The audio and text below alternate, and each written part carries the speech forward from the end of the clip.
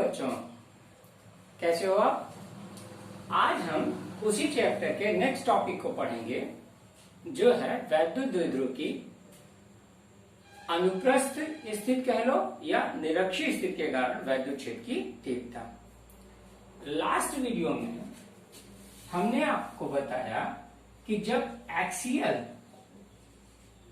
Position के लिए हमारी आपकी बात हुई तो E इजिकल टू आया 1/4 pi epsilon not 2p upon r3 ना बच्चों। आज हम इसी के अगली एक पोजीशन के बारे में पढ़ेंगे जो है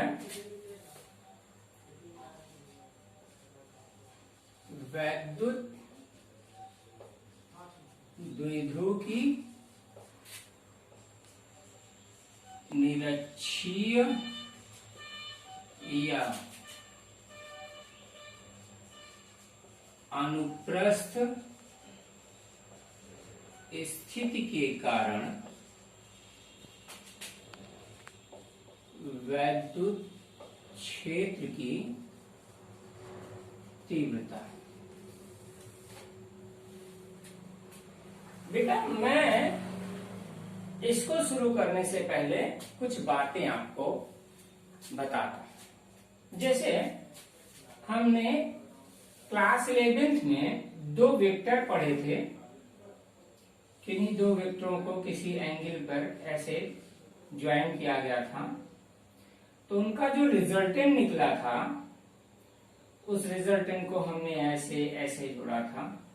मान लो ये F1 हो और ये F2 हो, तो इनका जो रिजल्टेंट है वो कैसा होगा? F होगा। अच्छा, दूसरी बात आपको, जैसे हमने आपसे कहा कि E है, कैसी है? वेक्टर राशि। अगर मेरे पास मान लो एक पोजीशन पे कोई ये इसका रिजल्टेंट E है, तो इसके कंपोनेंट बनेंगे। एक तो बनेगा E cos थीटा और एक बनेगा E sin थीटा। मेरा अपना विचार है कि cos की जो मैक्सिमम वैल्यू होती है वो 0 पर होती है और sin की मैक्सिमम वैल्यू 90 डिग्री पर होती है। अब इस बात का इसमें क्या लेना देना है ये हम आपको समझाते हैं। हमने फिगर बनाया था कल, आज भी बनाते हैं। मैंने पहले फिगर ढंग से समझते हैं। एक वैद्युत द्विध्रुव ले लिया,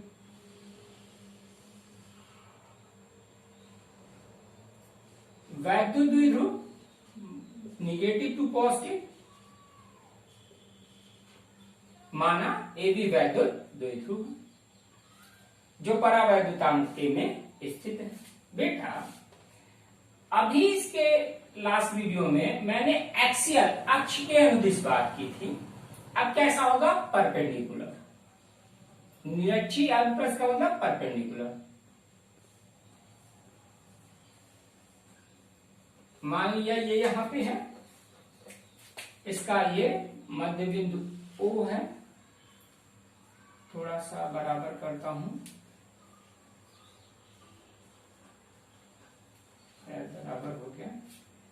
यहाँ +Q और ये B, मध्य बिंदु इसका वो हो गया।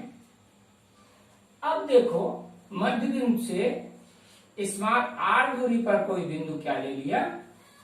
P ले लिया। चूंकि ये पूरा जो होता है वो 2L होता है वैद्युत द्विध्रुव, तो इसका मध्य बिंदु हो गया तो ये L हुआ, ये भी L हुआ।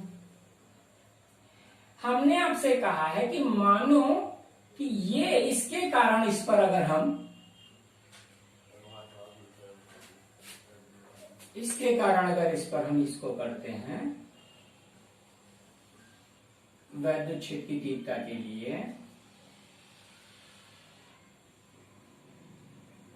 सीधी लाइन नहीं हो रही है।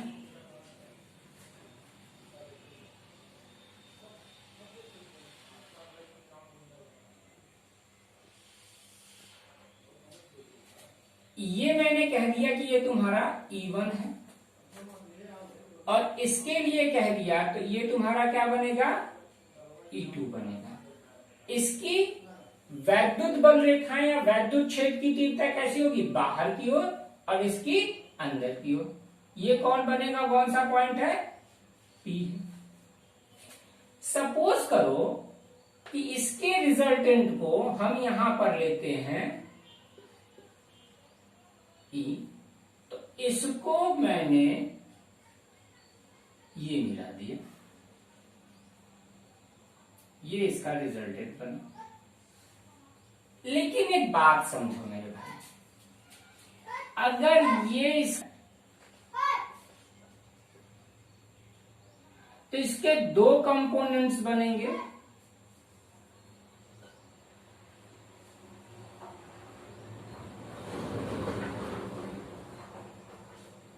एक बनेगा E1 साइन थीटा, दूसरा बनेगा E1 कॉस थीटा। E2 के लिए E2 लिया, इसका परपेंडिकुलर बनेगा E2 साइन थीटा, और एक्सियल में बनेगा कितना, E2 कॉस थीटा।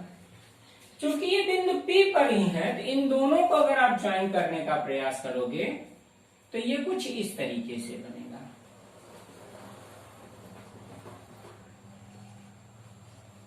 इधर गया ये E1 साइन थीटा, इधर गया E2 साइन थीटा, एंड ये पोर्शन मीट होगा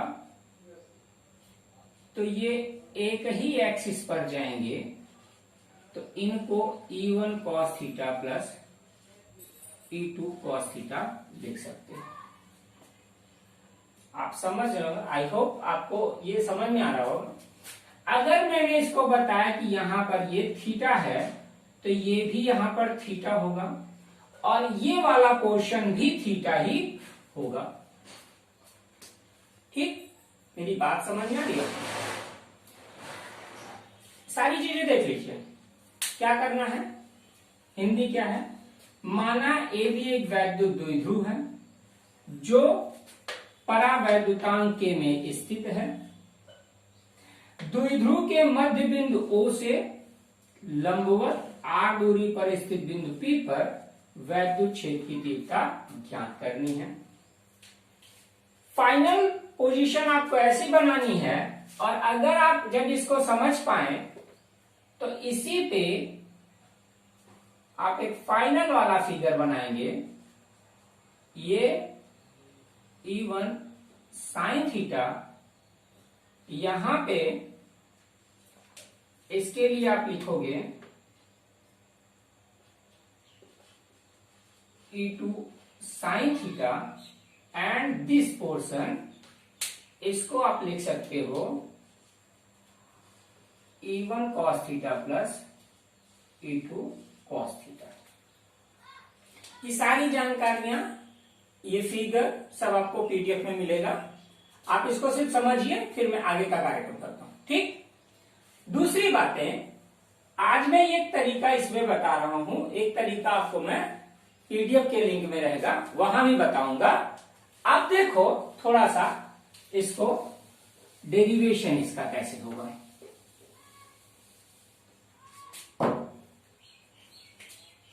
हिंदी इसकी वैसी ही बहुत आसान, क्या लिखोगे, वही वाला तरीका जो मैंने आपको बताया। माना ए बी वैद्युत द्विध्रुव, माना ए बी वैद्युत द्विध्रुव परा वैद्युतांक के में स्थित है। फिर द्विध्रुव के मध्य बिंदु O से लंबवत r दूरी पर स्थित बिंदु P पर वैद्युत क्षेत्र की तीव्रता ज्ञात करनी है। ठीक, अब और कुछ नहीं, आइए देखते हैं। अब देखो बेटा, हमने आपसे कहा था कि इस बिंदु के कारण इस बिंदु पर वैद्युत क्षेत्र की तीव्रता होगी, तो दूरी कौन सी लेनी पड़ेगी? बीपी की। आइए, यहां से त्रिभुज ओ बीपी से क्या लिखेंगे हम? बीपी का whole square is equal to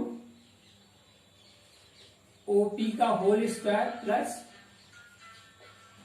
ओबी का whole square, then BP whole square is equal to OP R square plus L square, then BP is equal to root के अंदर R square plus L square.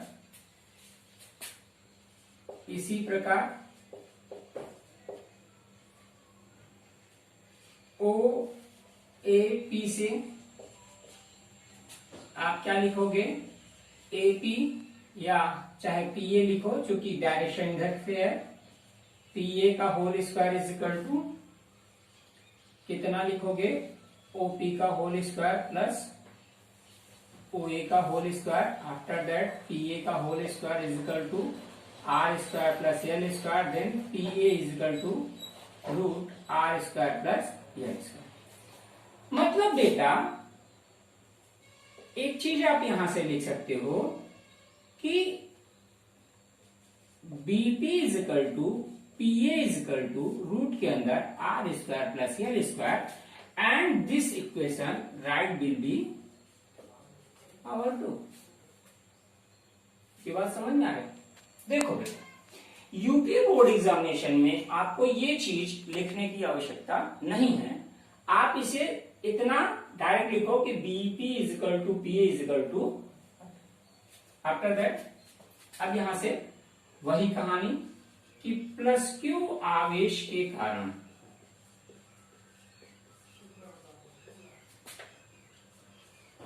बिंदु P पर वैद्युत क्षेत्र की तीव्रता E1 is equal to, ध्यान देना यहां पे लिखोगे क्या? 1/4 pi epsilon naught Q upon BP का होल स्क्वायर बराबर 1/4 पाई, यहाँ के लिखना है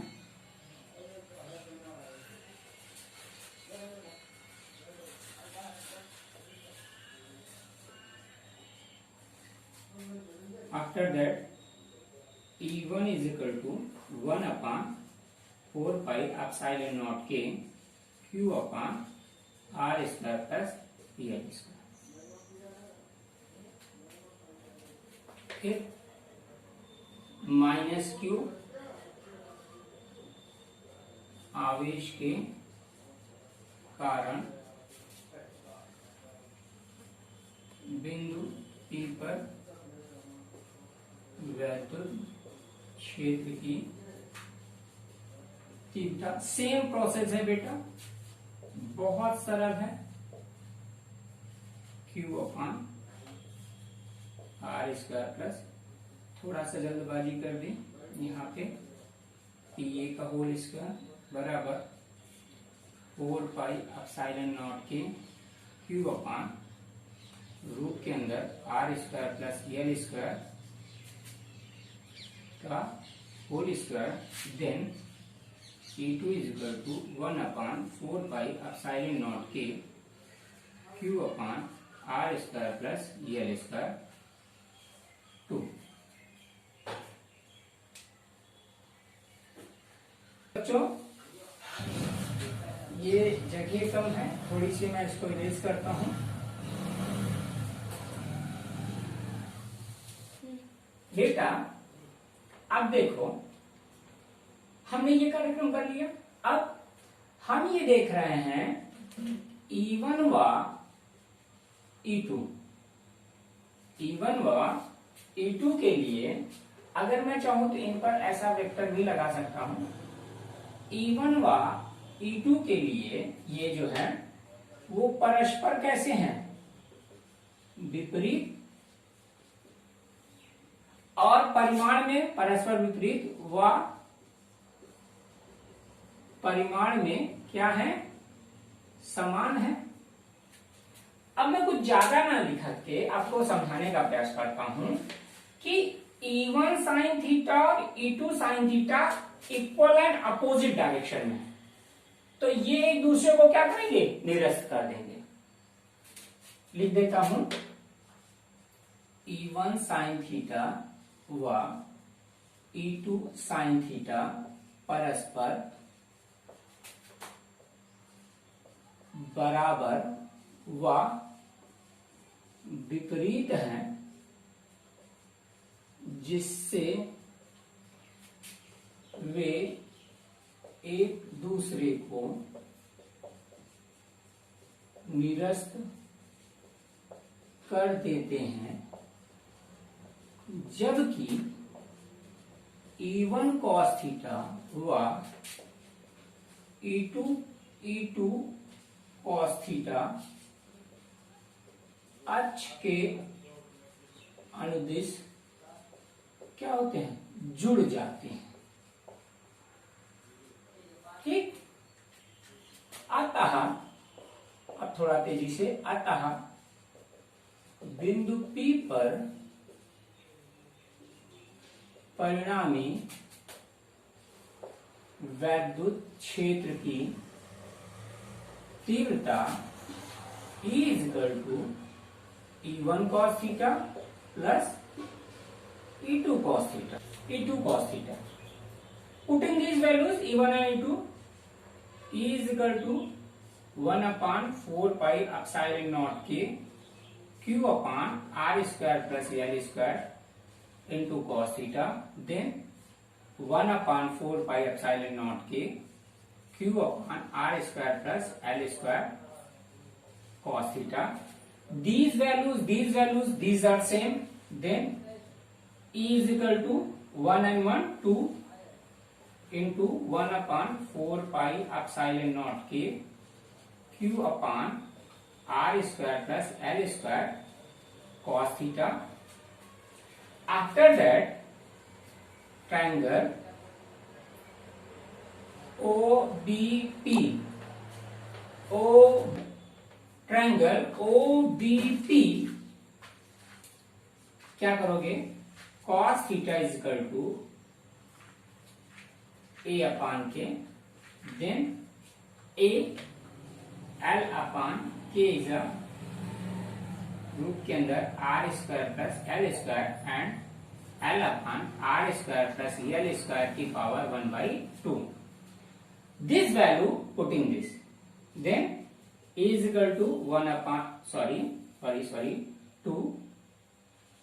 2/4 pi epsilon naught K Q upon R square plus L square multiply cos theta L upon R square plus L square की power 1/2. Then E = 1/4 pi epsilon naught K, सबको एक पास लिया, 2QL upon इसकी power 1, इसकी power half, 1 and half is 3/2. Then R square plus L square is equal to power 3/2. We know that R less than L, R is a greater than L, then क्या, L square less and less than R square, या ये कह लो कि R square greater and greater than L square, तो L square को क्या कर दोगे, नगण्य मानने पर। पिछले उस डेरिवेशन में आपको समझाया। Then E = 1/4 pi epsilon naught K 2QL upon R की पावर 2 की पावर 3/2, 2 and 2 कैंसिल। यहीं आगे लिख दो, चूंकि P = 2QL, that is a electric dipole moment. Then is equal to 1/4πε0 के P अपॉन कितना आर क्यूब, और that is your final answer. यहीं पे वही बात, यदि निर्वात या वायु के लिए k is equal to 1, then E is equal to 1/4πε0 P upon R cube, Newton प्रतिकूलम या volt upon metre. That is your final answer. आप इसे बहुत ध्यान से, जो भी हिंदी याद की है वो आप समझो, आप इसको समझाओ। समझाने का मतलब यह है कि आप उसे स्वयं समझो। Board examination you route down is a actual position, not a whole theory. आप इसे थोड़ा सा देखिए और समझिए, और आपसे रिक्वेस्ट है कि आप चैनल को सब्सक्राइब कीजिए, उसमें ढेर सारे व्यूज दिखाई, और उसके साथ साथ आप कमेंट भी कीजिए कि कैसा लग रहा है आपको मेरा ये वीडियो। तो बच्चों, ये हमारी आपकी अच्छी और निरक्षी स्थितियां थी, जिसको हमने आपको समझाने का प्रयास किया। आप